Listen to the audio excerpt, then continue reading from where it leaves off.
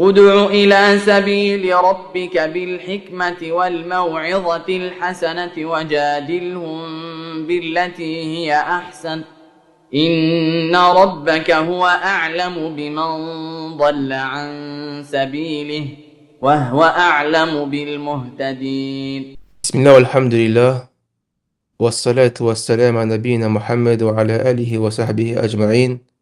السلام عليكم ورحمة الله وبركاته. وعليكم السلام ورحمة الله وبركاته. Je te souhaite la bienvenue dans ce podcast, Inch'Allah, qui a pour sujet l'Égypte. Donc c'est un podcast avec un étudiant en Égypte qui débute, qui est depuis peu de temps, Inch'Allah. J'aimerais, pour commencer, si possible, si tu peux te présenter. Tfadal. Ok, alors merci de m'accueillir. Donc moi c'est Mustapha, j'ai 27 ans, je suis en Égypte depuis janvier et j'ai commencé le Merkez il y a quelques mois maintenant, donc en février. Donc dans la vie je suis ingénieur logiciel et donc j'ai décidé de venir en Égypte pour multiples raisons qu'on va découvrir dans ce podcast. Puis donc voilà, je suis venu seul ici et j'ai avec des frères actuellement. Alhamdulillah. Alhamdulillah, taïb. J'aimerais savoir un peu sur ton parcours du coup avant l'Égypte, dans le sens qu'est-ce qui t'a motivé et qu'est-ce qui t'a donné envie justement de partir en Égypte. Ok. Alors ce qu'il faut savoir, premièrement, c'est que moi je suis sénégalais. Et donc, je pense que tu as dû l'entendre, mais au Sénégal, il y a énormément de soufis, beaucoup de sectes, Ah, beaucoup c'est de connu, lidas. c'est connu. Et donc, moi, j'ai grandi dans un environnement où j'ai toujours été euh, baigné dans l'islam, alhamdulillah, mais dans un islam qui était mélangé avec la culture. Mhm. Donc, très tôt, j'ai compris qu'il y avait des choses qui étaient assez floues et certaines choses pour lesquelles je me disais, si ça c'est l'islam, alors c'est pas l'islam. Je sais pas si tu suis. Mhm. D'accord. C'était très ambigu pour moi. Du coup, alhamdoulilah, moi j'ai grandi avec deux périodes, on va dire. C'est-à-dire une période avant Internet et la période après. Donc avant les téléphones aussi et après. Donc je devais avoir 12-13 ans quand les téléphones sont arrivés.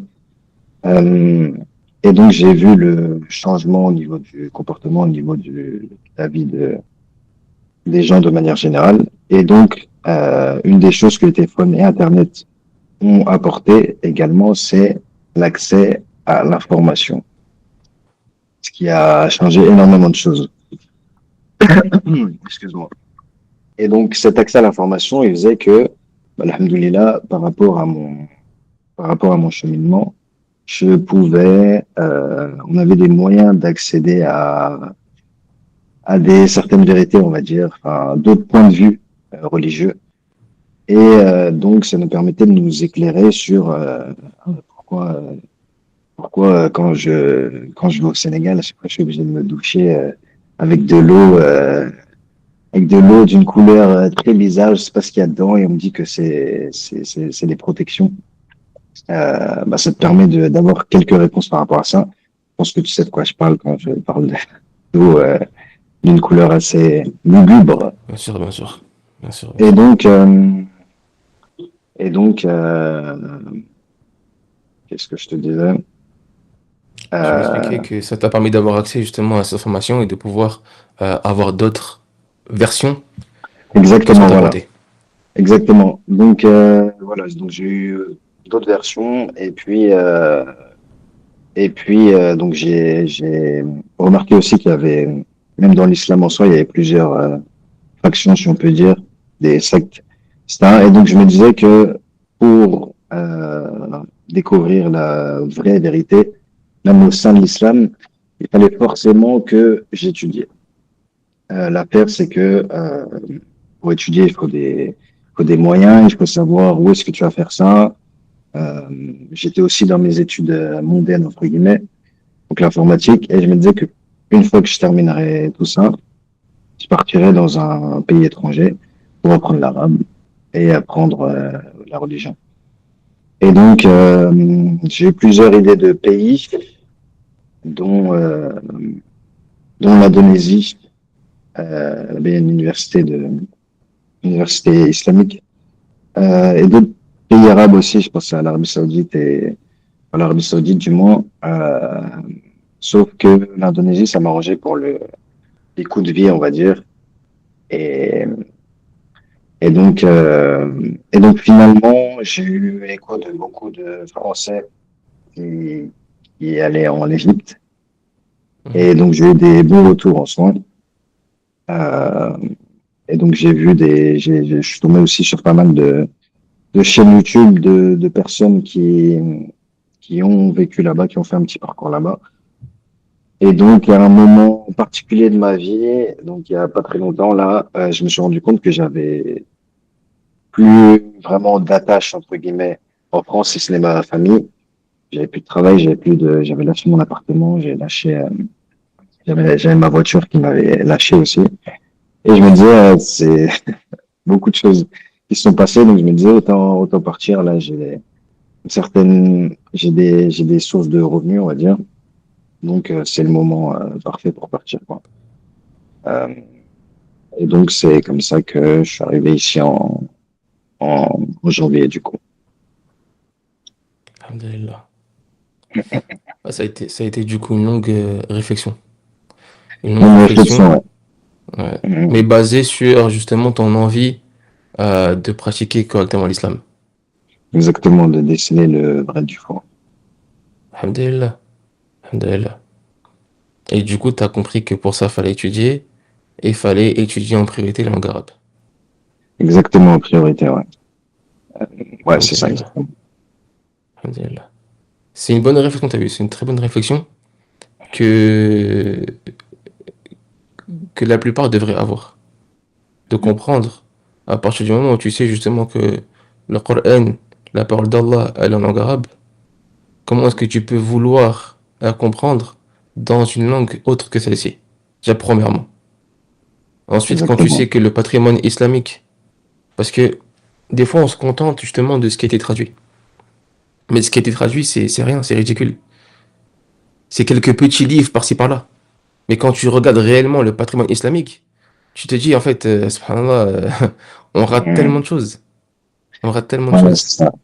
Et puis, tu as autre chose, c'est que les traductions, elles sont, ça, je pense que tu le sais, mais les traductions, elles sont, il y a un dicton qui dit que traduire, c'est trahir. Mhm. Et pour, je peux l'observer avec la langue sénégalaise, par exemple, ou même l'anglais, c'est que t'as des mots, t'as des tournures de phrases qui sont intraduisibles. Et si tu le traduisais d'une certaine manière, tu changerais en partie le sens. Et donc ça, je me disais que ça devrait être intolérable pour les écrits divins en soi. Donc, Ouais, bien sûr. Mhm. ouais, pour moi, c'était obligatoire d'apprendre l'arabe, même si ça prend un certain temps.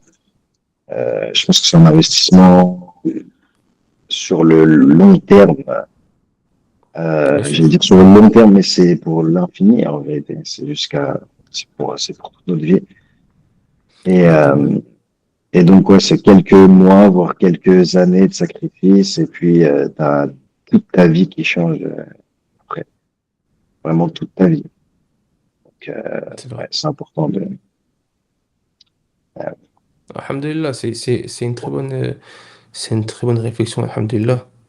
Et que t'accorde à toi ainsi qu'à tous les frères qui ont eu cette volonté d'étudier l'arabe pour pouvoir justement corriger leurs erreurs et sortir des ténèbres à la lumière. Qu'Allah leur accorde à tous ainsi qu'à toi la réussite. Amin, amin. Euh, Comment t'as préparé ton départ? Parce que t'as tout quitté, tu m'as dit, la voiture t'as lâché l'appartement, t'as lâché tout ça. Comment ça s'est Exactement, passé? ouais. Comment t'as préparé du coup le départ? Alors, le départ, je l'ai préparé, ça se fait assez rapidement. ouais, ça se fait assez rapidement une fois que j'ai eu tous ces événements là qui sont passés. Donc, mon contrat de travail qui s'achève, ma voiture, autre chose aussi, côté relationnel cette fois-ci. Et puis, qu'est-ce que je te disais? Et donc, mon logement aussi que j'avais lâché. Et donc, j'avais des revenus qui entraient. Donc, comme je t'ai dit, je me disais que la préparation, elle devait passer par une étude du périmètre. C'est-à-dire, ce qu'il y a à savoir sur le pays, le coût de la vie, les marquaises, euh, des témoignages de certaines personnes. Et donc, ça, c'est passé par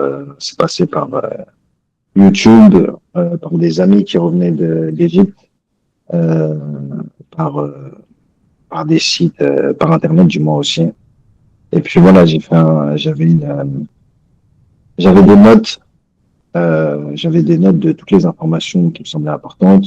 Et j'avais un ami aussi égyptien, enfin, qui est né du coup en Égypte, avec qui j'ai fait mes études d'ingénierie, avec qui j'ai pas mal échangé et qui me donnait des informations, donc lui des informations assez profondes sur le pays il y a vécu. Et donc ça m'a été très très utile quand je suis arrivé. Euh, donc voilà. Et puis pour la préparation du logement, ça s'est fait via une agence, je sais pas si je peux la citer ici. Ouais, on coupera si jamais. Donc Non, l'agence تفضل, c'était j'ai pas de... Je fais aucun placement de ok, produit, donc il n'y a aucun souci. Alhamdulillah, tu peux faire plaisir, Inch'Allah. ok, ça marche. Donc l'agence c'était Moussarada Logement. Peut-être que tu connais. Donc c'est une agence Pas du tout.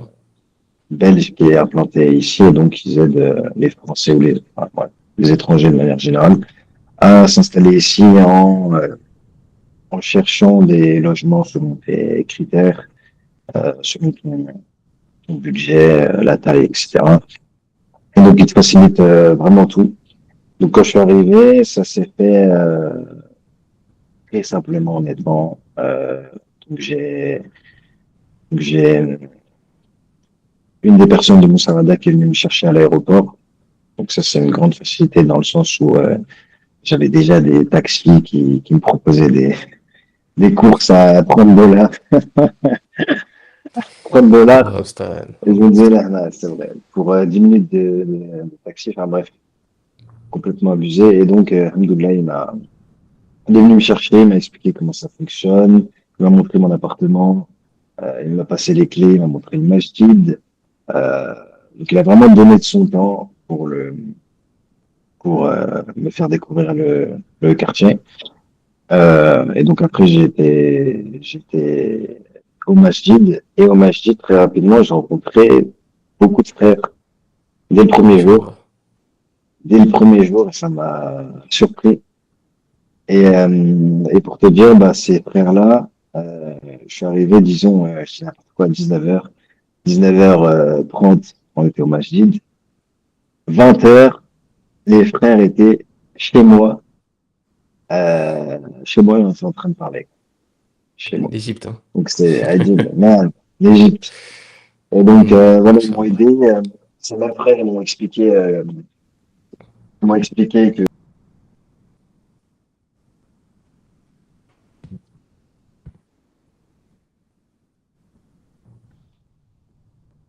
Non, c'est moi qui ai coupé. c'est pas Excuse-moi, grave, bon, reprends du coup. enfin, petit cut à noter. Alors, ok. Vas-y, vas-y. Donc je te disais, ces mêmes frères, ils m'ont expliqué ils m'ont expliqué un petit peu la vie ici. Euh, ils me disaient, ils me parlaient des horaires de prière, euh, les trucs de base, à savoir ton forfait internet, ton logement, comment tu gères un petit peu tout ça, chose de base, comment te déplacer avec les tuk-tuk, etc. Jusqu'il a. Et, donc voilà, ils m'ont un peu tout expliqué. Et puis voilà, après, de fil en aiguille, j'ai connu d'autres frères très rapidement. Et puis, subhanallah, ces frères-là, ils sont très vite rentrés dans mon cœur. Et Inch'Allah. je me disais que c'est fou d'avoir une connexion aussi rapide avec des gens, euh, alors que en France, il y a certaines relations qui datent depuis des années et qui sont pas aussi sincères, aussi, aussi profondes. Donc ça m'a marqué. Et alhamdoulilah, franchement, tout était servi sur un plateau et j'avais vraiment l'impression que ça m'attendait, en fait. C'est vraiment ça Alhamdulillah, mon ça fait ressenti. plaisir. Euh, Ça fait vraiment plaisir. Tu sais ce que tu dis, ça me rappelle une des classifications qu'on fait par rapport du coup aux amis. Le fait que tu dises que en France, euh, tu as eu des amis depuis très longtemps et que malheureusement tu n'as pas eu cette relation avec eux. En fait, ça revient au fait que euh, tu sais, il y a quelque chose qu'on fait souvent, c'est que on dessine un triangle. D'accord? Tu dessines un triangle, tu mets tout en haut du triangle, au moment où ça se rapproche le plus, tu écris Allah. Ok? mhm. Et en bas à droite, tu mets toi par exemple, et en bas à gauche, tu mets ton ami ou même tu peux faire pareil avec ton épouse, etc. Tu vois? Et en fait, tu Mhm. remarqueras une chose, c'est que le moment où vous deux, vous serez les plus proches, c'est le moment où vous serez quoi? Le plus proche par rapport à votre relation avec qui? Avec Allah subhanahu wa ta'ala. Donc quand tu pars et que tu fréquentes des gens avec qui justement tu as cette connexion, cette envie d'apprendre, de progresser, de sortir des ténèbres, cette envie d'évoluer, En fait, votre relation avec Allah, elle est meilleure que quand tu étais en France. Et du coup, ta relation avec eux, bah, elle est encore plus proche. Exactement. Ça me rappelle, il y a quelques années, c'était peut-être 5 ans, je dirais. Je me souviens exactement de là où j'étais. J'étais dans le tramway à Clamart et je regardais les gens. J'observais les gens et je me disais que depuis tout petit, je me suis toujours senti différent et un peu incompris sur pas mal de points. Et, euh, et donc, j'ai jamais rencontré, du moins, de personnes qui sont sincères dans la vérité. C'est très bizarre ce que je dis, mais dans le sens où j'avais beau être ami avec certaines personnes, je savais que il y avait, il y avait des, il y avait des points sur lesquels on serait pas d'accord et et qu'il y aurait en fait certaines frontières qu'on pourrait jamais passer dû dû à, à nos manières de voir les choses et aussi au niveau du caractère. Et donc moi, je cherchais vraiment des amitiés qui étaient fondées sur la sincérité, comme j'ai dit, la vérité, le fait de ne pas avoir d'orgueil aussi quand on, quand on échange, qu'on se respecte, tout ça, c'était important. Et même parmi les membres de ta famille, ce que j'ai remarqué, c'est que c'était pas quelque chose de fréquent. Et donc, à ce moment-là, je regardais les gens donc, et je priais à Allah pour rencontrer des personnes avec qui je pourrais être entièrement moi-même, avec qui je pourrais échanger de manière saine, sans craindre qu'on médise dans mon dos ou bien qu'on ait des- une mauvaise suspicion sur moi ou inversement. Et que ça soit vraiment tourné autour d'Allah et pas, et pas des choses futiles qui nous avancent en rien en soi. Et donc, je priais et j'avais l'intime conviction que tôt ou tard, ça allait arriver, même si ça faisait plus de 20 ans que j'avais jamais rencontré des personnes comme ça. Et donc, Mhm. quand je suis arrivé en Égypte, c'est vraiment ce que j'ai ressenti. La Et je me disais délivrance. que, ouais, exactement, la délivrance, et je me disais que c'est ça, en fait, Inch'Allah. la réelle fraternité. Et Bien sûr. que si tous les musulmans, on était tous liés comme ça, je pense qu'on aurait beaucoup moins de soucis euh, si on pouvait être l'épaule de chacun, si on pouvait s'écouter sans se juger forcément ou sans en ayant un esprit sain, quoi. Ça aurait été, ça serait extrêmement bénéfique pour tout le monde.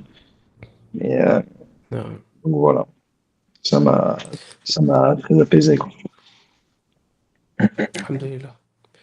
Alhamdulillah. Tu as trouvé des personnes justement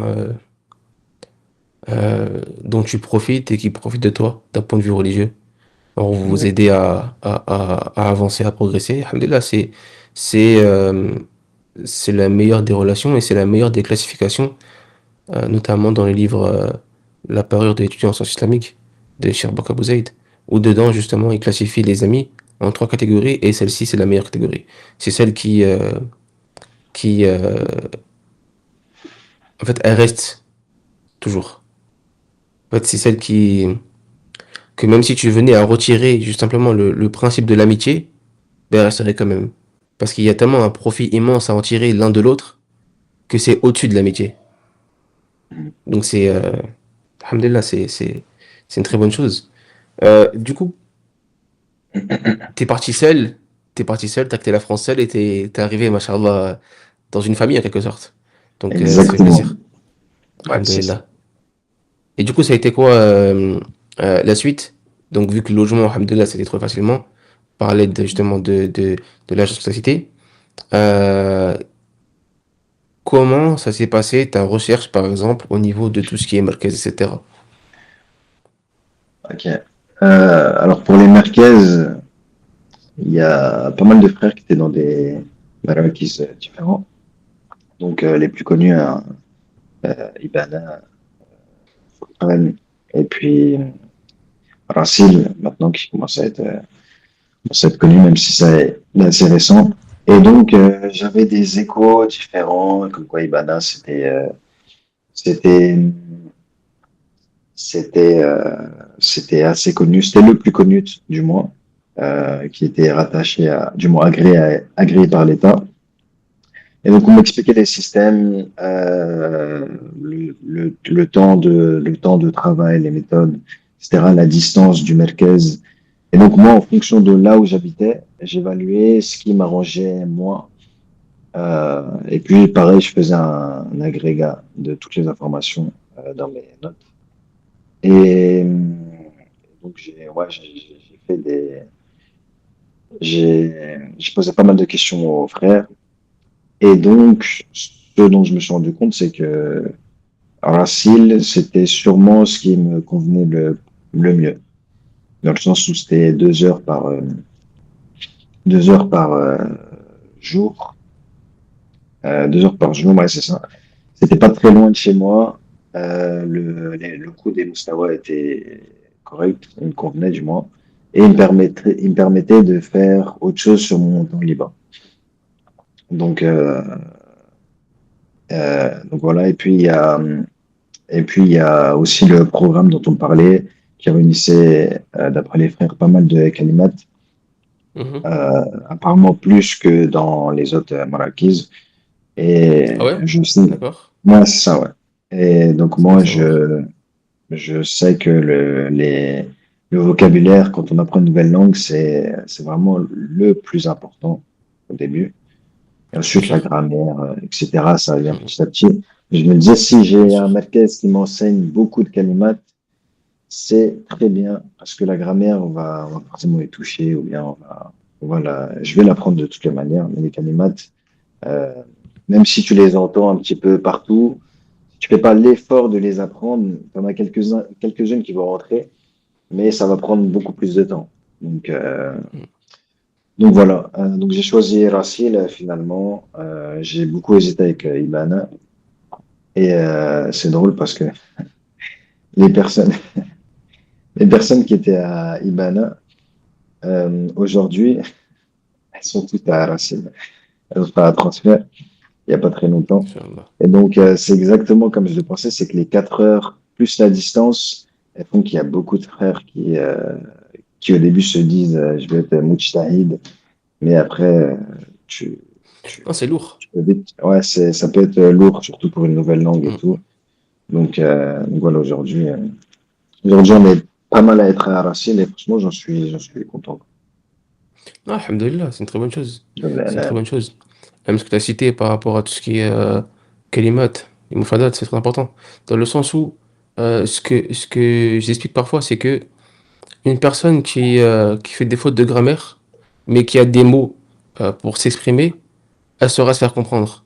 Alors qu'une personne qui ne fait aucune faute de grammaire, mais qui n'a aucun mot pour parler, bah, tu pourras jamais parler avec lui. exactement. Et Tu du peux pas coup, la c'est la comprendre. priorité, c'est vraiment les mots, apprendre un maximum de mots dès le début. Euh, Ça aide pour la suite, même pour rentrer ensuite dans l'étude de la grammaire ou du sarf, etc. Ça aidera énormément d'avoir un maximum de vocabulaire au départ. Donc, Exactement. alhamdoulilah, tu as fait un très bon choix par rapport à ça. Et même aussi ce que tu as dit par rapport au nombre d'heures d'études, par exemple. Mhm. Parce que qui dit 4 heures d'études, par exemple, à Ibana, en présentiel, dit au moins minimum la D'accord. moitié, voire un peu plus de Exactement. la moitié à la maison. Et en fait, tout ça, faut Exactement. pouvoir le gérer, intégrer aussi le Coran dans tout ça. Euh, Euh, En fait, il y a beaucoup de choses à intégrer d'un coup, surtout lorsqu'on part et qu'on étudie pour la première fois réellement. c'est ça. Si Euh, tu te fatigues trop vite, malheureusement, tu vas tout lâcher. Alors que si tu fais les choses de manière progressive, tu vas réussir à t'accrocher et tu vas prendre goût à ce que tu fais. Et tu vas réussir au fur et à mesure comment dire, à avancer, à vouloir un peu c'est- plus, et un peu plus, et un peu plus. Et machallah, euh, c'est ce qu'il faut. exactement. J'ai, il y a un temps où je donnais des cours particuliers et ce que j'ai remarqué, c'est que quand on enseignait à quelqu'un une chose, quand j'ai enseigné à un élève, euh, il fallait être très attentif à sa réception, la manière dont il était, son état actuel, et s'il était apte à recevoir les informations. Donc, en fonction de ça, euh, si je continuais à pousser alors que la personne était pas présente, était présente physiquement mais pas mentalement, c'était une perte de temps, hein, très clairement. Donc parfois j'ai courté les cours. Et donc je pense que c'est important de savoir que l'esprit fonctionne comme une boîte en soi et que quand elle est pleine, il faut pas forcer en fait. Il faut vraiment pas forcer. Vaut mieux aller dormir et continuer le lendemain parce que tu vas voir des choses qui vont disparaître 2, 3 jours après. Et peut-être que tu auras passé 1 heure dessus alors que t'aurais pu te reposer en fait et assimiler déjà ce que tu as appris avant. Bien sûr. Euh, donc ouais, c'est très important de savoir limiter les informations qui entrent dans le cerveau et surtout faire en sorte que ces informations, une fois qu'on les a vues, que ce ne soit pas uniquement des choses qu'on a vues visuellement et sur lesquelles tu peux dire, ah, je l'ai vu, mais, enfin, je l'ai vu, mais que tu puisses dire, je l'ai vu, je l'ai compris et je l'ai appliqué. Et c'est pas pareil. Parce que je vois beaucoup de frères qui me disent, ah bah ça, je l'ai vu, mais je me souviens un peu de ce que c'est. J'ai vu cette kalimate, mais je me souviens un peu. J'ai vu cette règle, mais je me souviens un peu. Et finalement, tu te dis, enfin, quelle est l'utilité du coup si tu retiens pas l'information? Il vaut mieux avoir encore une fois un petit apport, mais que tu comprends bien, plutôt que faire beaucoup et que ça disparaisse au bout de quelques jours, quoi. Non, c'est vrai, je suis d'accord avec toi. Je suis d'accord avec toi. C'est extrêmement important. Et ça me rappelle une chose que j'explique parfois à mes élèves. Euh, je donne des cours d'arabe, donc je leur explique, etc. C'est que parmi les qualités que doivent regrouper l'étudiant en sciences religieuses, après la sincérité, bien entendu, après la sincérité, il y a la qualité de la compréhension de la chose. Il y a Euh, celle de la mémorisation et il y a celle du bon comportement. Donc ça revient un peu à ce que je viens de citer. Et le truc, c'est quoi? C'est que euh, aujourd'hui, on a beaucoup de personnes qui mémorisent, mais qui ne comprennent pas. Ou on a des personnes qui mémorisent, mais qui n'ont pas de bon comportement. Et ça, malheureusement, c'est très problématique. C'est-à-dire que c'est préférable d'avoir quelqu'un qui a peut-être, euh, on va dire, une plus faible, pardon, mémorisation, mais une très bonne compréhension et un bon comportement, que quelqu'un qui mémorise mais qui ne comprend rien. Donc en fait, vraiment, celui qui arrive à allier les trois, il arrive à allier compréhension, mémorisation et bon comportement, Inch'Allah, il a tout gagné. exactement. Exactement, c'est vrai. Mais exactement. Mais pour revenir sur ce que tu disais, ce que tu dis du moins, euh, l'affaire c'est que pour ce qui est du comportement, c'est pas, selon moi, c'est pas quelque chose qui se change du jour au lendemain. Et on a beau lire une information, la comprendre, l'assimiler dans sa vie, c'est complètement différent. Pour moi, ça demande un travail complètement différent en soi. T'as beau savoir que la patience, c'est une vertu, que c'est important, lire des histoires des prophètes sur la patience, etc. Je pense à Youssouf, Yaqub alayhi salam, pardon. Par exemple, Youssouf une aussi. fois que tu te retrouves, c'est vrai aussi, ouais. Mais une fois que tu te retrouves dans ce cas précis, euh, il faut que tu appliques ce que tu as appris. Et là, c'est autre chose. Là, ça demande un vrai combat. Tu vas rater une fois, deux fois, trois fois. Et, euh, et donc ouais, le comportement, c'est quelque chose qui se travaille tout le temps. Et donc, implémenter les informations qu'on a apprises, ça prend, selon moi, vraiment, vraiment du temps. Et c'est, Après, les gens sont différents. les gens sont différents, Les c'est gens vrai. sont Exactement. différents par rapport à ces choses-là. Il y en a certains, Wallah, Très ils ont entendu une rapidement. chose, c'est rentrer, c'est appliquer. En fait, Exactement. les gens sont très différents là-dessus. T'en as C'est vrai. certains, et ça dépend aussi, tu sais de quoi? Ça dépend aussi de d'où tu viens, ton environnement, Mhm. comment est-ce que tu as grandi. Si on a, parce que Ouais. nous, on va dire en France, on a grandi quand même avec beaucoup de liberté, beaucoup de Bon, bah, turpitude, beaucoup de choses. Malheureusement, ce qu'on voyait autour de nous, c'était pas forcément des choses qui étaient bonnes, tu vois. Et en ayant grandi avec ces choses-là, en ayant vu ça vraiment au quotidien, bah, on a presque, euh, pendant un long moment, on s'est dit, bah en fait, c'est rien, c'est normal, c'est pas grave. En fait, il a exactement. fallu du temps pour réussir à Gommer. sortir en fait ces choses-là et comprendre, non, non, en fait, ça c'est mal, c'est pas bon. Exactement. Je parlais plutôt de ces choses-là, moi, c'est-à-dire effacer les choses erronées sur lesquelles on avait des habitudes vraiment profondes. C'est ça dont je parlais surtout. Après, bien Ah, c'est évidemment vrai que que... Hmm. les choses qu'on doit délaisser ou les règles assez élémentaires, vraiment, si on a un minimum de sincérité, on les entend et on les applique. Mais moi, je faisais vraiment Non, non, référence au comportement non, j'ai compris, ouais. voilà, qu'on a, qu'on a depuis tout petit, quoi, et qu'il faut changer, quoi. C'est difficile de changer. Changer. C'est difficile de Euh, changer l'habitude. non, faut demander à Allah qu'il accorde la réforme. Faut C'est vrai, c'est demander vrai. sans cesse à Allah d'accorder la réforme de, de nous préserver justement des mauvais comportements, nous préserver de toutes les choses qui sont mauvaises, tu vois, et de nous éloigner de ce sur quoi on était. C'est vrai. Ouais. Et alhamdulillah, c'est... Alhamdulillah, alhamdulillah, alhamdulillah. Euh, du coup, t'as Sil. Euh, Euh, t'es arrivé à quel niveau? T'es quel niveau en langue arabe d'arriver? je suis en I'ad al-Alif pour l'instant. Donc, je suis arrivé en Muqaddimah, vraiment la toute base. Et quand je te disais que je suis arrivé en janvier, mais que j'ai commencé en février. Je suis arrivé en mi-janvier, et puis la Mustawa Muqaddima a commencé à peu près mi-février. Et donc, pendant cette période-là,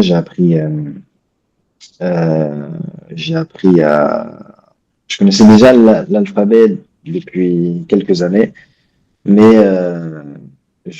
ma lecture et mon écriture, elle n'était pas forcément correcte. Donc, j'ai vraiment tout revu pendant 2, 3 semaines. Il y a une très bonne application d'ailleurs que je recommande qui est Aoulad School. Donc, c'est pour apprendre vraiment les bases de l'arabe. Je faisais ça tous les jours. Et puis, les règles, elles étaient très expliquées, du moins, très clairement. C'était très pédagogique. Donc, alhamdoulilah, euh, après, quand je suis arrivé au Merkez, je me disais, parce que ça, je l'ai pas dit, mais petite parenthèse, quand je suis arrivé, j'étais un petit peu déçu de ne pas pouvoir commencer ma Moustawa d'emblée. C'est-à-dire, j'arrive à mi-janvier et puis T'étais pressé, hein. le 20, je commence. Exactement, j'étais pressé. Et donc, le mois de 20, il me disait que c'était en fin janvier la rentrée et puis finalement, non, c'est en mi-février. Donc, j'étais un peu déçu et donc, finalement, ce temps, je l'ai utilisé pour apprendre, je te disais, les règles de base d'écriture, etc.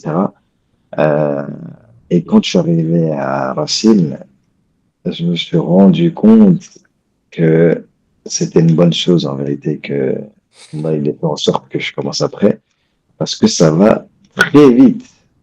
Bien sûr, Ça bien va sûr. très vite au niveau de la lecture-écriture. Ils estiment que tu as déjà un petit bagage. Et donc, je voyais les autres personnes qui étaient venues sans rien en se disant, moi, je vais arriver à apprendre petit à petit. Et donc, eux, par contre, ils avaient beaucoup de mal pour les lectures, les dictées, etc. Et moi, alhamdoulilah, vu que j'avais un peu avancé dessus, bah, ça allait, tu vois. Et donc, ça m'a permis d'être bien tout au long de cette Moustawa. Là où, t'en as certains qui sont encore, c'est une minorité, hein, la plupart ils savaient déjà lire et écrire, mais t'en as certains qui avaient beaucoup de mal à, à écrire, à comprendre, se rappeler des lettres. Enfin, c'est un peu compliqué, quoi. Donc, bref. Donc, mon Muqaddima s'est très bien passé. Énormément de kalimat, comme je t'ai dit. Je les ai répertoriés sur des flashcards. Et pour te dire, on était à atteigner les 500 kalimat à apprendre en un mois et demi. Ça paraît fou, comme ça. Mais alhamdoulilah, j'étais avec des frères avec qui on s'entraînait, on partageait nos méthodes et ça rentrait, plus ou moins. Ça rentrait assez bien. Et Inch'Allah. donc alhamdoulilah. Du coup, là, il y a des alif, pareil, c'est un peu plus avancé dans le sens où on a des jumla maintenant, on a des phrases. Mais voilà, c'est le même fonctionnement, c'est toujours beaucoup de kalimat euh, et pas mal de shafawi aussi, d'expression orale. Non, expression orale, donc, moi, je suis satisfait de ce merguez. Alhamdulillah, ça fait plaisir. Ça fait plaisir. Du coup, tu fais combien d'heures d'études? C'est 2 heures ça? Hein, 2h30? C'est ça, 2 heures, 2 heures. 2 heures, hein.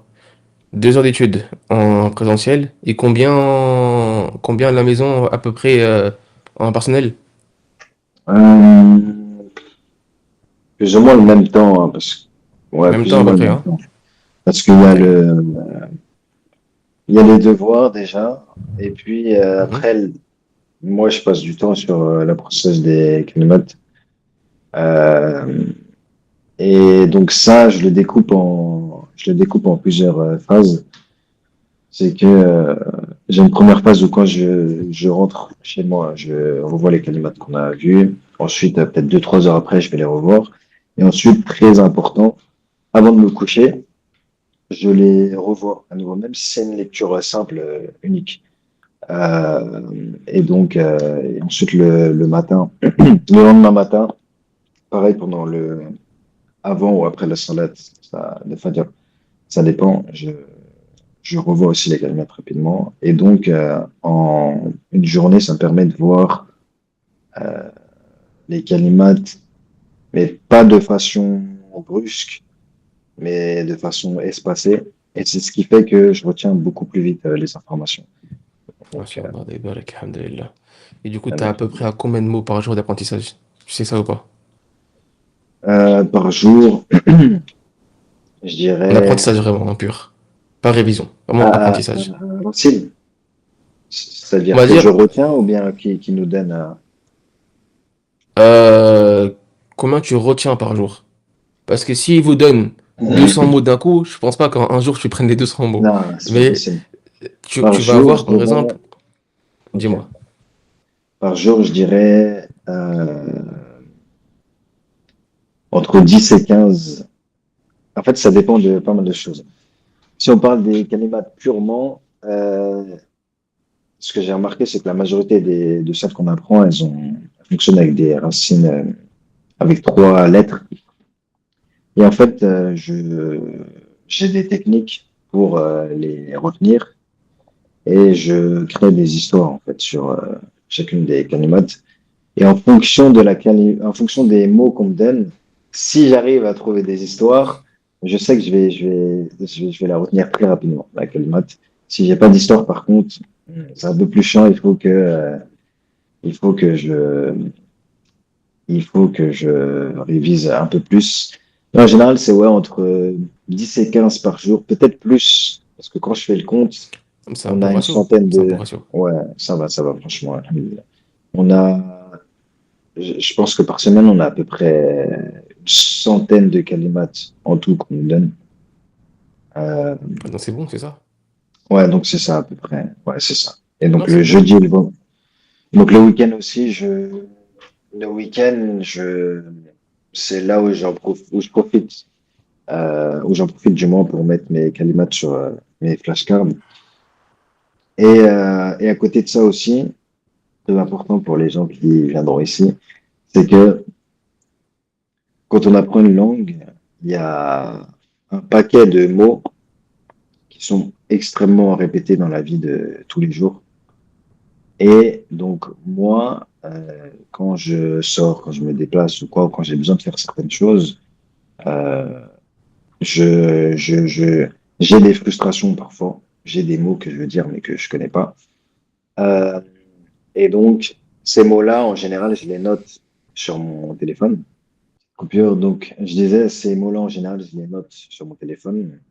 Et je les note en français. Et donc, le week-end, je cherche la définition de tous ces mots-là, comment les dire. Et donc, ça me rajoute des kalimats en soi, mais c'est des kalimats qui sont vraiment très importantes pour le coup. Je te donne un exemple. Là, on n'a pas encore vu les verbes à racine, mais tu as toujours besoin de dire, par exemple, j'étais. Hmm. J'étais ou il était ou je vais, etc. Et ça, c'est vraiment des phrases, je me disais, mais j'en ai vraiment besoin. Et donc, je les C'est vrai. ai cherchés.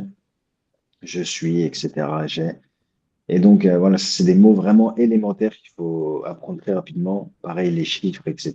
Les chiffres, c'est très important pour Surtout quand tu payes. les prix. Exactement. Hein. Exactement. D'ailleurs, j'ai une anecdote dessus. Euh, c'est que, ouais, donc, enfin, bref, après, mais ce que je disais, c'est que c'est très important les chiffres.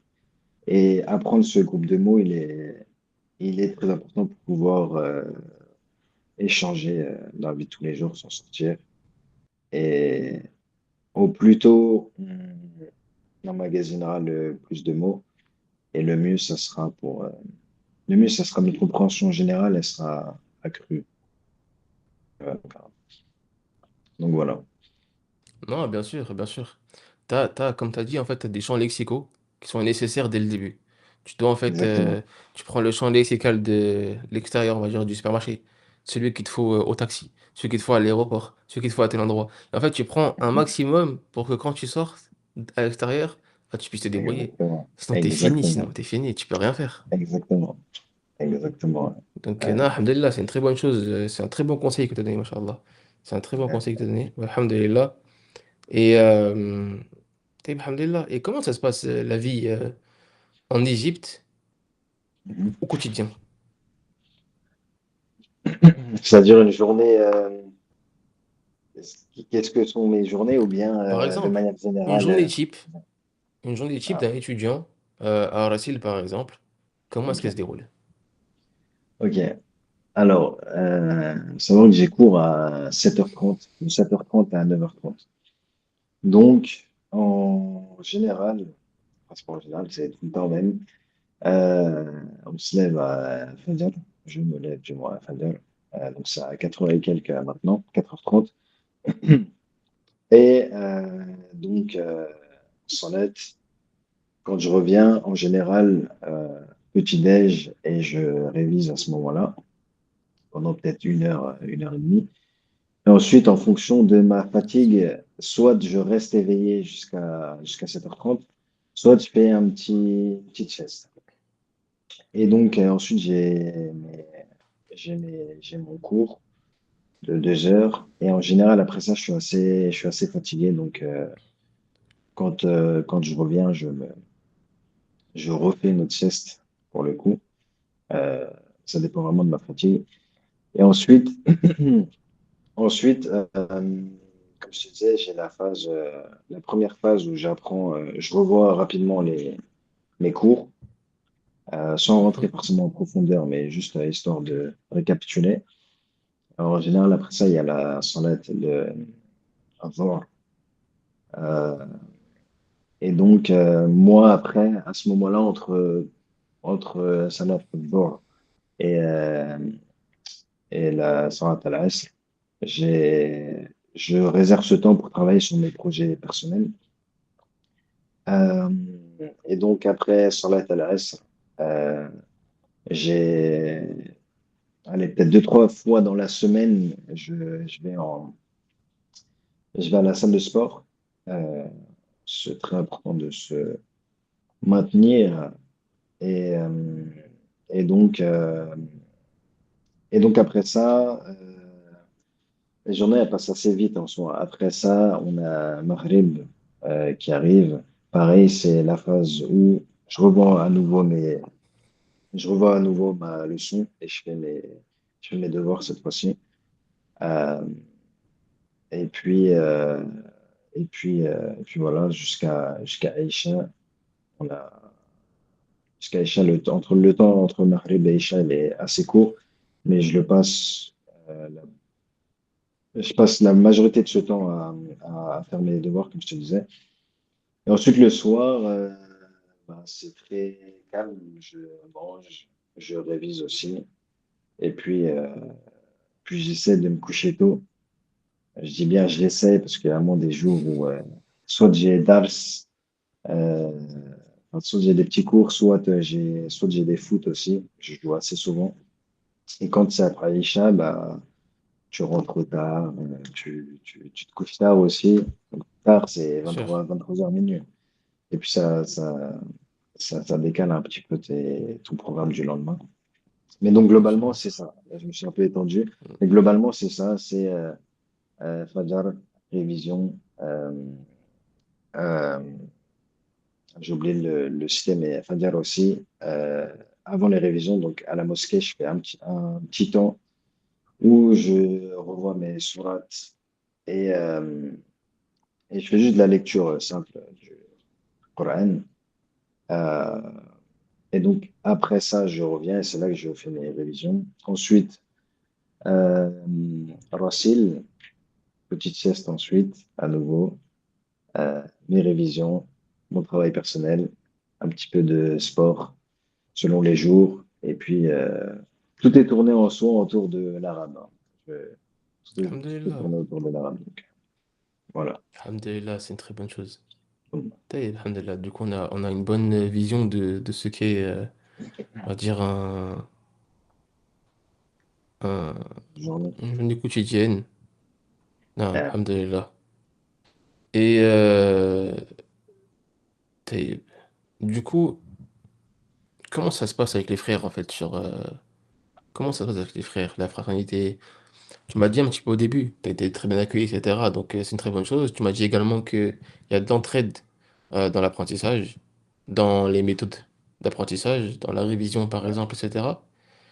Comment ça se passe également, on va dire, l'entraide de manière générale dans tout sujet, d'accord? Comment est cet environnement-là, en fait? Est-ce que vraiment, c'est quelque chose que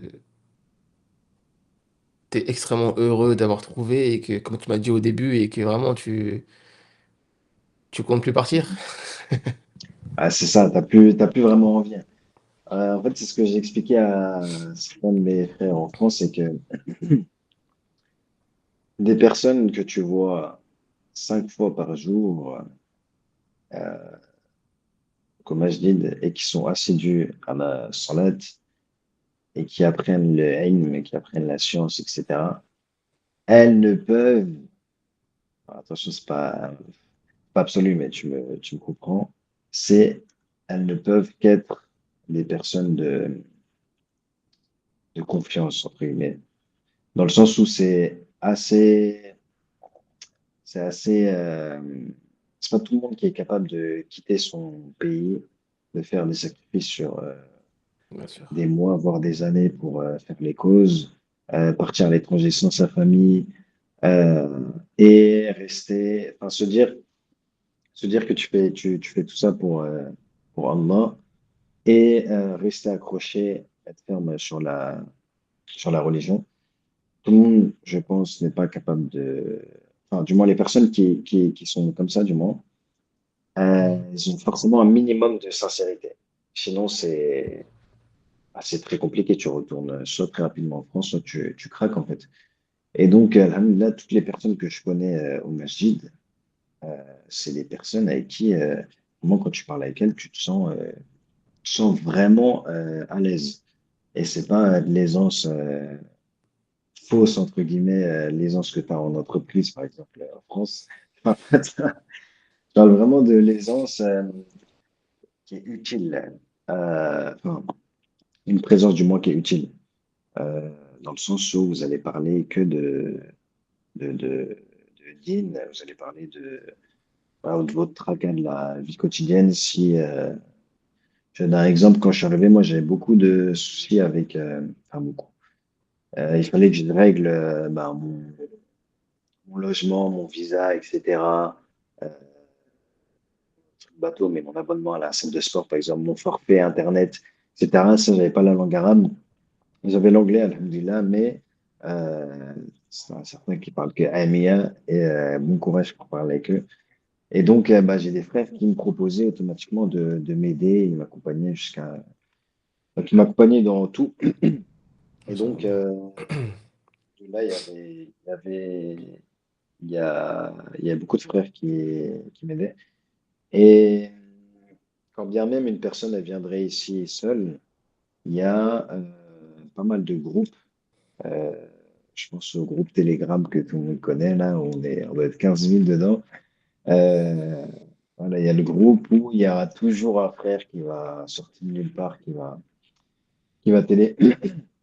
Donc, globalement, alhamdoulilah, toutes les personnes que je connais au Masjid aujourd'hui, euh, je suis vraiment, enfin, je suis très proche d'eux. Et puis, tu noues forcément des liens avec des personnes que tu vois 5 fois par jour. 5 fois par jour à un endroit, dans un endroit sacré, tu noues forcément des liens.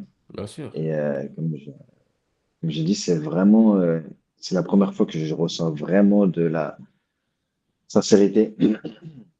Même en France, tu vas dans un masjid, t'as des gens qui te passent enfin, c'est triste, hein, mais t'as des gens qui te passent le salam, enfin, c'est salam un petit peu, je suis pas là pour juger les intentions, mais voilà, c'est pas très chaleureux, on va dire. Et donc là, ouais, c'est vraiment spécial. C'est limite indescriptible, mais c'est vraiment un apaisement du cœur. Et c'est vraiment là où tu comprends que bah, c'est censé être ça, l'islam. C'est censé être ça, la Alhamdulillah. fraternité, quoi. Masha'Allah. Ah, Masha'Allah, ça fait plaisir. Du coup, t'as cité une chose sur laquelle j'aimerais revenir, c'est que t'as parlé des abonnements. Est-ce qu'on pourrait avoir euh, les tarifs, par exemple, combien ça te coûte concrètement par mois? En termes de logement, par exemple, en termes d'abonnement téléphonique, en termes de abonnement salle de sport, par exemple, en termes de transport, Ok. peut-être aussi des courses. Ah, Euh, je t'ai mis le paquet là. ouais. Alors, pour l'abonnement téléphonique, il y a deux choix qu'on peut faire. Le premier étant d'avoir sa propre puce sur son téléphone, avoir la 4G et se débrouiller avec Internet, voilà, faire des partages de connexion. Enfin, soit utiliser son téléphone directement dehors, soit de chez soi, faire des partages de connexion si on a d'autres appareils à utiliser. Donc ça, c'est la première méthode, mais que ah, je recommanderais pas forcément, enfin, ça dépend des profils, en soi. Je recommanderais pas forcément pour les personnes qui travaillent, par exemple, avec leur ordinateur ou qui sont très souvent sur leur téléphone. Dans le sens où, moi, quand je venais d'arriver, j'ai pris 100 gigas, je crois, d'offres Internet et ça m'a coûté 15 euros, je crois. 10 ou 15 euros, je sais plus. Ok. Ouais, ça doit être ça. Et donc, au bout de 2 semaines et demie, j'essaie de me connecter et plus rien. Donc, je me dis, attends, 2 semaines et demie, ça veut dire que par mois, ça me coûtait 30, 40 euros. Ça va être très vite cher. Hmm. Donc, ce que j'ai préféré faire, c'est prendre une box. Donc, les box, elles coûtent un bras quand même. Elles coûtent entre 70 et 80 euros aujourd'hui, peut-être un peu plus même. Mais une fois que tu l'as installé, après, t'as un coût récurrent qui est moindre, dans le sens où tu vas payer ouais, 60 ou 80 euros, et puis par mois, tu vas payer peut-être, je sais pas, aujourd'hui, on paye, ah, c'est vrai qu'on est plusieurs, mais on paye 10 euros pour, non, pardon, on paye 20 euros pour 700 gigas d'Internet, et tu divises ça par 3, ça te fait à peu près 6 euros. Donc, je passe de Ça je va, ne 20 sais euros, c'est pas combien. cher. Ouais, c'est ça. Et puis, on est plusieurs dessus. C'est Donc bien tu ça divises aussi. ça par 3.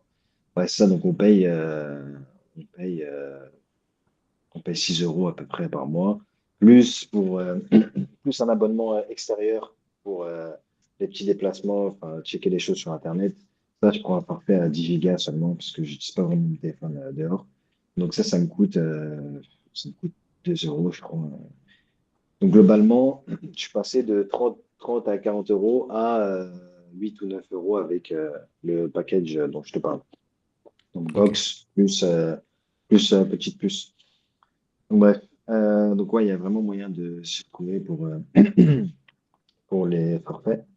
Ensuite, pour ce qui est des déplacements, moi en général, pour les gros déplacements, j'utilise Uber. Il y a aussi une drive qui permet de faire des courses. C'est assez rapide en soi. Euh, et sinon, pour les petits déplacements, ce que j'utilise le plus, parce que je vais uniquement à Racine, excuse-moi, c'est c'est les tuk-tuk. Tuk-tuk, je ne vais pas te faire de dessin. Je pense que tu connais. C'est pas très cher, mais faut s'accrocher. Hein. Faut s'accrocher pour la Tiens-toi bien, ouais, négociation. tiens-toi bien.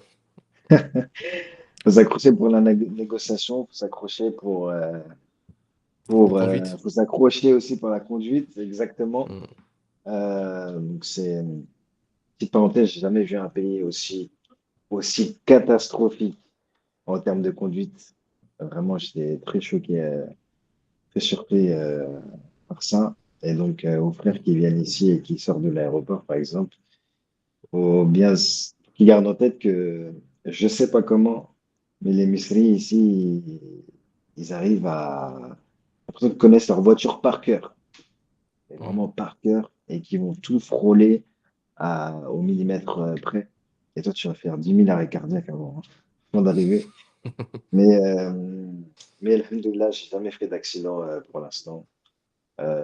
je crois que j'en ai vu Alhamdulillah, qu'un que t'en seul et préserve. il était pas très grave.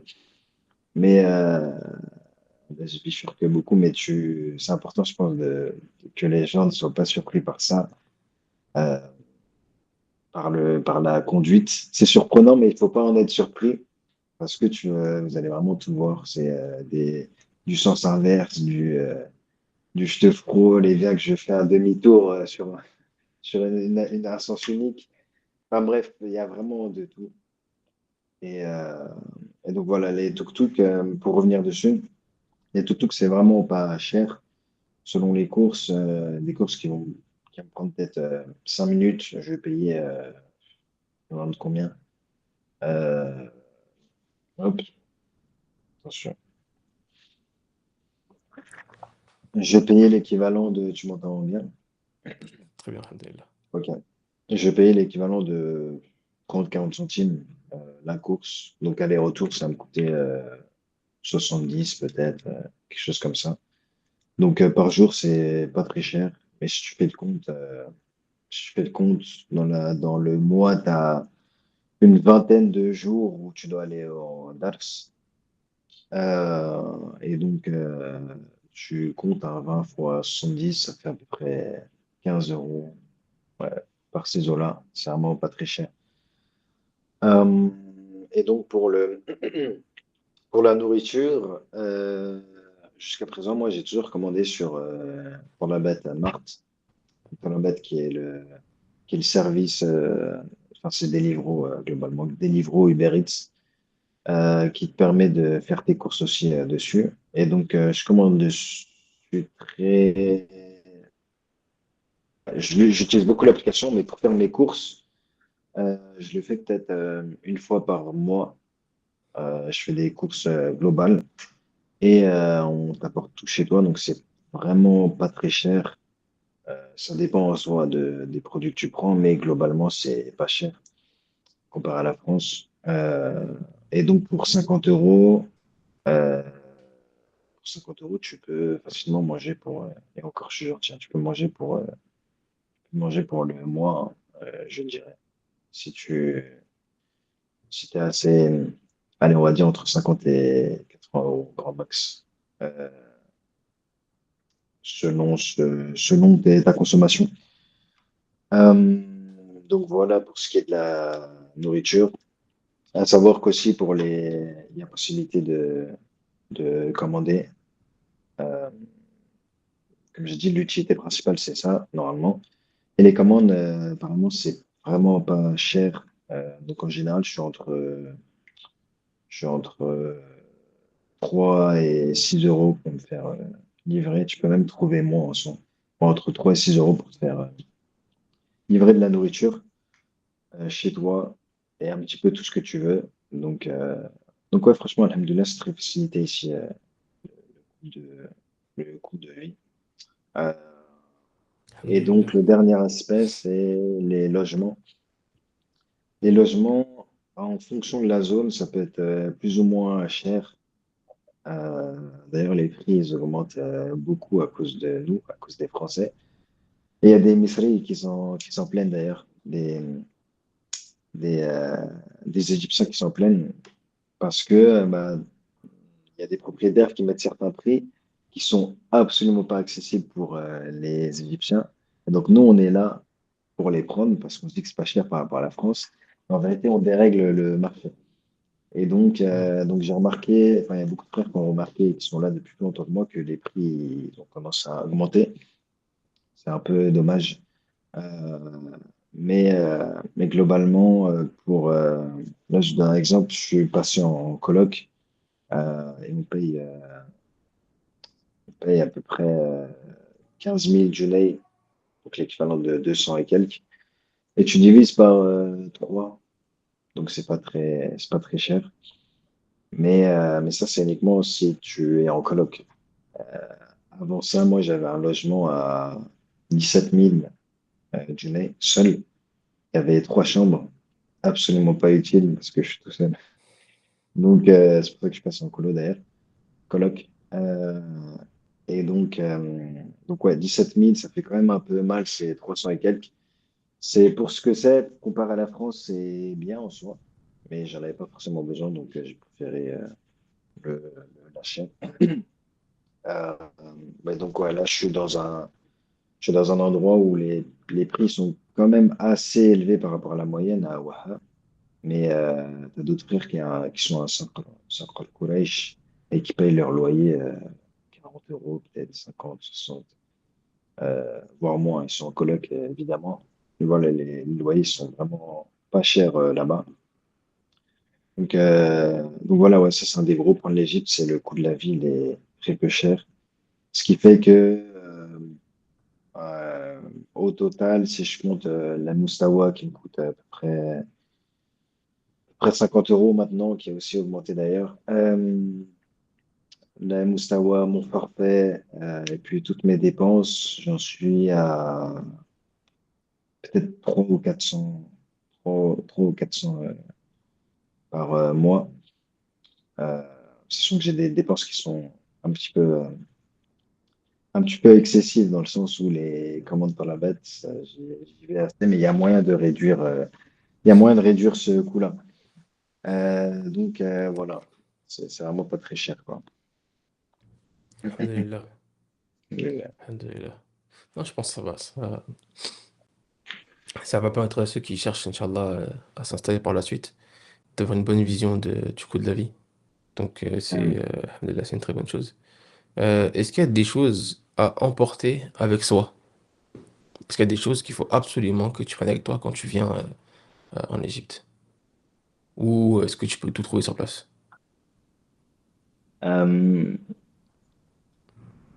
les choses à emporter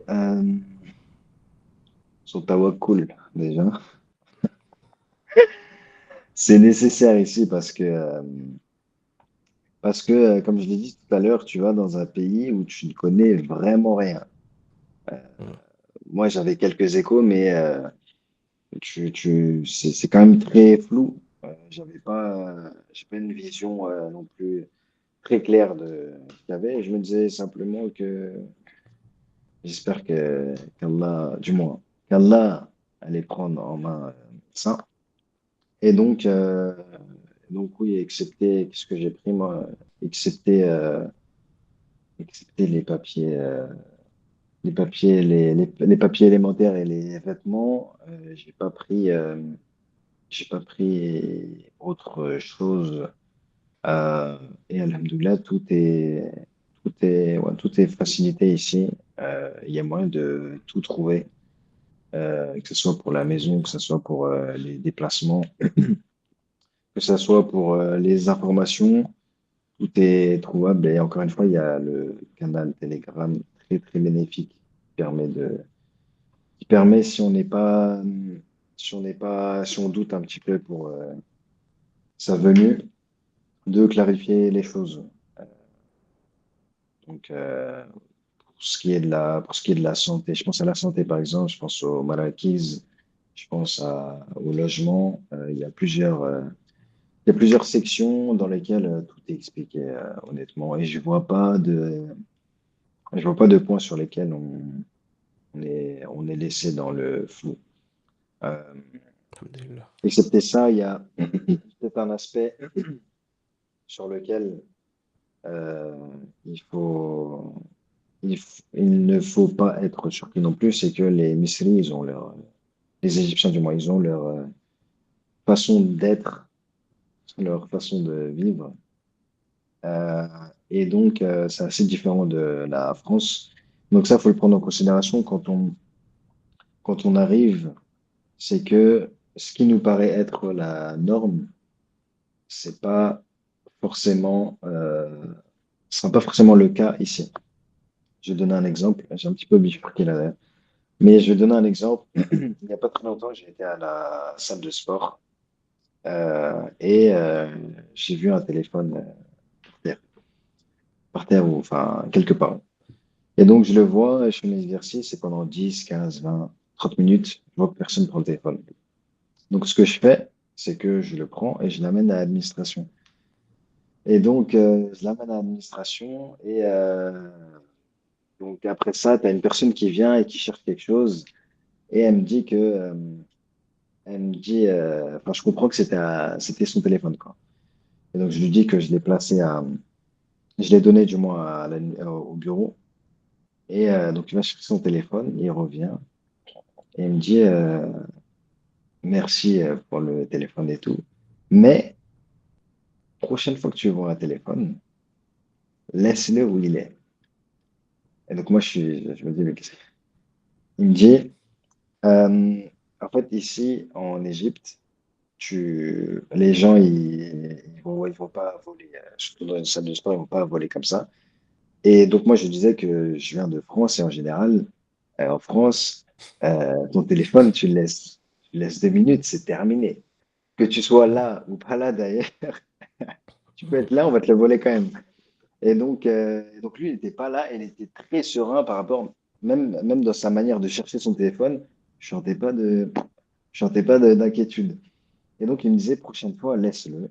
Parce qu'ici, quelqu'un qui laisse ses affaires, il sait pourquoi il le fait. De toute façon, il y a des caméras aussi. Et si une personne serait tentée de voler, en fait, les gens ils sont beaucoup trop craintifs de la police pour les voler.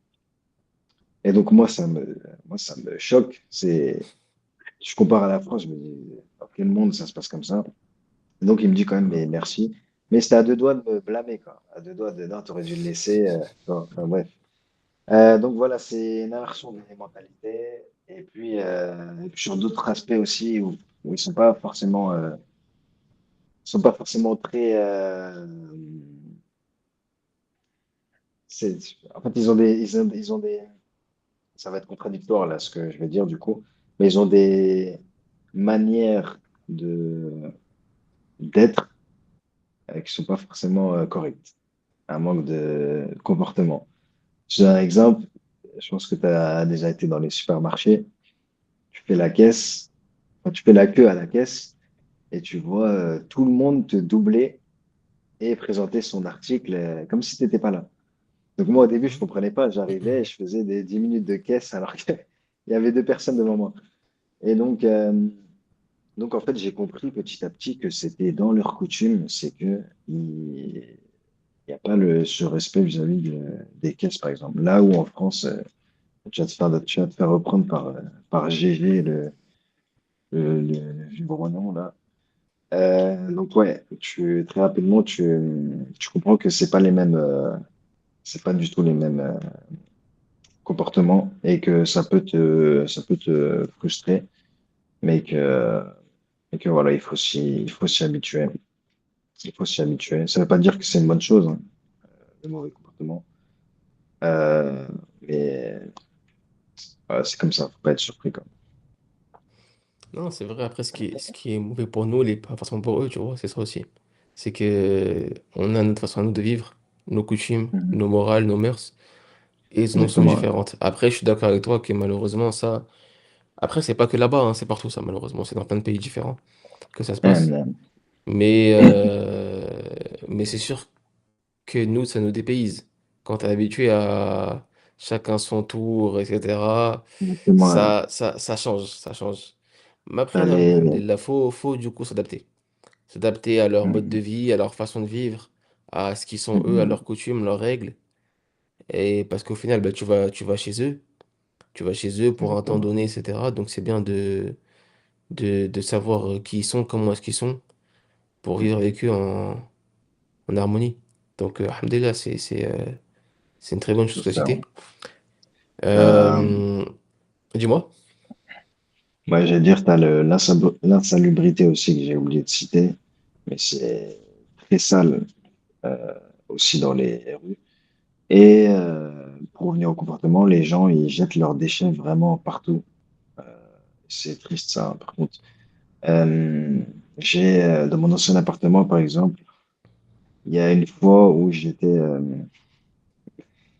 à ma fenêtre. Oh, c'est drôle. Et j'ai reçu un truc sur la tête et je regarde. Et en fait, c'était une bouteille. C'était une bouteille que j'avais reçue par un. Et en fait, ils ont l'habitude, très fréquemment, je voyais ça, tu regardes le paysage là, par la fenêtre. et tu vois des bouteilles, je sais pas, des aliments, des sachets, comme ça, et ça choque personne. Donc moi, au début, ça me brusquait. Mais donc, ouais, c'est assez sale dans les rues et les personnes sont vraiment pas éduquées sur ça, les déchets. Donc, ouais, pareil, ça, c'est quelque chose qui peut surprendre et il faut, c'est triste, hein, mais il faut s'y habituer. Non, bien sûr, ouais, c'est ça. Alhamdulillah, c'est bien d'avoir cité. Comme ça, Inch'Allah, ceux qui s'y rendront ne seront pas surpris. Inch'Allah. Vous serez surpris dans tous les Euh, cas. Inch'Allah. Euh, est-ce que tu as des conseils? Est-ce que tu as un conseil pour celui qui souhaite s'y rendre? Qui, En Égypte, ouais, comme toi, il va découvrir, etc. Comment est-ce que tu peux le conseiller? Et quelle est la meilleure manière pour toi de le conseiller pour qu'il puisse s'y rendre, Inch'Allah? Inch'Allah, c'est, euh, c'est ma dernière question, Inch'Allah. Donc, un conseil, et puis si tu veux rajouter quelque chose, tfadal. ok. Donc, un conseil que j'ai à donner, c'est premièrement, s'armer de sincérité, d'une véritable sincérité quand on souhaite quitter la France. Euh, c'est vraiment savoir pourquoi on part, euh, dans quel objectif du moins. Euh, Parce que c'est la base de tout en soi. C'est ce qui fera que notre projet se déroulera plus ou moins bien selon Qadr Allah, bien sûr. Euh, et donc, ce qu'il y a aussi, c'est faire les causes, très important. Faire les causes, c'est-à-dire, on peut pas venir ici non plus, enfin, tout est possible en soi, mais faire les causes pour avoir un minimum de revenus, par exemple, pour pouvoir payer les choses qui sont primordiales ici. Donc, si c'est travailler quelques mois, bah, ce qu'il faut, si on a déjà de l'argent euh, et qu'on est prêt, essayer d'avoir, comme je disais tout à l'heure, un certain périmètre, une certaine visu, on va dire, visualisation du pays. On connaîtra pas forcément tout. Enfin, c'est impossible même, du moins, de tout connaître, mais avoir une certaine visu via les informations qu'on peut récolter via le canal Telegram, via YouTube, via peu importe les témoignages des gens. Et puis ensuite, il faut juste se lancer, honnêtement, et se dire que de toutes les manières, euh, on, on ne peut en sortir que meilleur si on suit le programme pour apprendre l'arabe. Et que dans tous les cas, que ça se passe bien ou que ça se passe mal, entre guillemets, c'est-à-dire qu'on soit forcé de retourner en France pour X raisons, on aura appris des choses, on aura vu le pays. Et si on a, et si on a la chance de pouvoir rester, euh, ça nous montrera vraiment la différence qu'il y a avec les pays de Koufle. Et, euh, et ça permettra vraiment de comprendre que l'environnement dans lequel on a grandi en France, il est vraiment, mais vraiment pas adapté à, à des personnes, à des musulmans qui veulent pratiquer leur religion. Et c'est très dangereux parce que ça a ça a un impact euh, ça a un impact sur tout, en fait. Ça a un impact sur notre propre personne, du moins, ça a un impact sur notre comportement, ça a un impact sur notre humaine, et ça a un impact sur, mine de rien, notre futur, enfin, notre au-delà aussi. Euh, le fait d'être ignorant du savoir, ignorant de la langue arabe, ça change vraiment toutes les portes. Euh, du moins, ça change tout. Et donc voilà. Pour récapituler, je pense que c'est important de vraiment savoir pourquoi on vient ici et de se dire que de toutes les manières, c'est une étape qui est limite obligatoire pour, tu vois, dans son cheminement véritable vers l'islam, quoi. Alhamdulillah, barakallahu fik Alhamdulillah. pour, Ouais, fiqh. pour ces conseils. Est-ce qu'il y a quelque chose que tu m'as rajouté? Non, pas spécialement. Euh, Pas spécialement. Est-ce qu'on peut faire des petits, tu couperas si tu veux, mais des petits, je suis en train de lancer un business que j'aimerais partager, parce que je pense qu'il peut être profitable à pas mal de frères. Donc dis-moi si c'est possible. Toi, je t'écoute, dis-moi.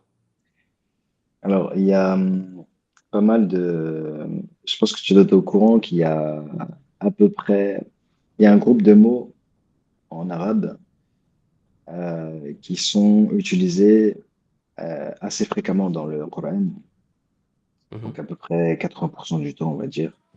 mhm, Et donc, ce groupe de mots, il a été répertorié par certaines personnes. Et donc, il est très bénéfique, dans le sens où si on les connaît, on a, on sera capable d'avoir une certaine liaison avec le Coran. J'ai pas envie de dire le mot compréhension parce que c'est différent. Donc, une certaine liaison avec le Coran, mais pas une compréhension dans le sens où 80% d'une phrase, ça ne veut pas dire que tu as compris. Comprendre 80% des mots d'une phrase, ça ne veut pas dire que tu as compris 80% de la phrase. Je te donne un exemple. Si je te dis euh, le chien aime bien battre, euh, je sais pas moi, le chat, si j'enlève euh, battre, par exemple le mot battre dedans, et je garde juste le chien aime bien le chat, on est d'accord que le sens il est complètement différent. bien sûr. Donc, ces mots-là, ils sont très importants. Ils permettent d'avoir une idée de ce dont on parle. Là, on sait qu'on parle d'un chien, d'un chat, voilà, il y a de l'amour, etc. Et donc, euh, et donc, ces mots-là, ils sont très importants. Mais l'affaire, c'est que il y a, j'ai remarqué que c'est assez compliqué pour les gens d'apprendre beaucoup de mots, d'apprendre des mots de manière générale. Donc moi, alhamdulillah, j'en ai un peu parlé tout à l'heure, mais avec certains frères, on avait des méthodes pour apprendre les mots. Et donc, du moins, je suis en train de créer un site web, euh, toute une formation qui permet d'apprendre les mots du Coran. Et ça passe par plusieurs aspects. Donc, un premier aspect qui est un aspect formation où je vais apprendre aux gens à apprendre correctement. Et puis, un deuxième aspect où je vais donner tout un programme d'apprentissage pour, euh, pour ces mots-là. Et puis, une notion qui est très importante, parce que forcément, ces mots-là, ils s'apprennent pas du jour au lendemain. C'est que sur la durée, il faut garder une certaine motivation. Et pour garder cette motivation, j'ai créé un canal Discord, un groupe du moins, où les personnes peuvent commencer leur programme ensemble et se maintenir motivés, de telle sorte à ce que, au bout des certains du calendrier que j'offre, qu'ils puissent être. D'ailleurs, je l'ai sous les yeux là. Je suis en train de. C'est un bon placement de produit, mais donc le calendrier dont je te parle. Donc, tu as la possibilité de cocher tout ton cheminement jour par jour. Bon, je ne sais pas si on verra très bien. Et donc voilà, ça permettra à beaucoup de frères qui sont en France, par exemple, et qui veulent apprendre la langue arabe, ben, de pouvoir avoir une bonne base avant de rentrer dans leur réel apprentissage de la langue. Surtout que ce sera d'autant plus motivant dans le sens où ben là, on a le Coran, enfin, c'est des mots du Coran directement.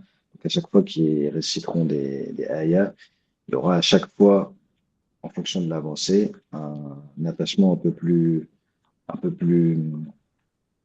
plus important, quoi. Euh, donc Ouais, bien voilà. sûr.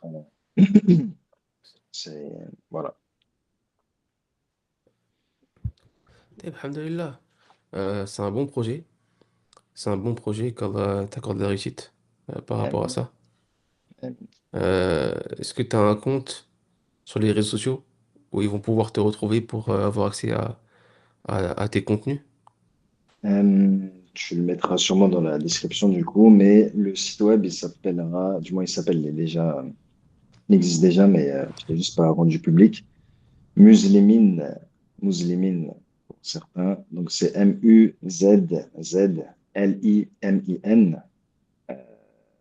MUZZLIMIN.com. Et donc voilà, dessus tout est expliqué. Et donc pareil, les réseaux. Les réseaux, c'est sous le même nom, Muslimine FR, tiré du bas FR. Donc c'est la version française parce que j'ai pour optique d'avoir deux canaux en soi. Donc le canal anglais aussi, qui est, où tu peux toucher. Il y a beaucoup de personnes aussi beaucoup d'anglophones qui sont intéressés par ça. Bien sûr. Donc voilà, je te les enverrai après. Les gens pourront y accéder. Inch'Allah. Ça marche, Inch'Allah. En tout cas, Jazakallah khairan. Barakallahu fik. Allah, Pour nous avoir fait part de ton témoignage, d'avoir ouais. partagé avec nous ton quotidien en Égypte. Alhamdulillah, je pense que c'est très très profitable. On a un peu vu tous les aspects, pardon. On a vu l'aspect, on va dire, avant le départ, à l'arrivée, l'aspect financier également, on l'a vu, l'aspect également au niveau des cours, comment ça se passe, une journée quotidienne. Donc, alhamdulillah, on avait beaucoup de choses que j'espère qui seront très profitables pour ceux qui écouteront, bi'idhnillah. Inch'Allah. Euh, donc, alhamdulillah, alhamdulillah. Du coup, si c'est bon pour toi et que il y a plus de choses que tu souhaites rajouter, euh, C'est bon pour moi. Jazakallahu khairan. amin wa anta fa jazakallah khaira. Du coup, on va clôturer ce podcast sur ça, Inch'Allah. آه، سبحانك اللهم بحمدك أشهد أن لا إله إلا أنت أستغفرك وأتوب إليك. السلام عليكم ورحمة الله وبركاته. Assalamu alaikum wa rahmatullahi wa barakatuh.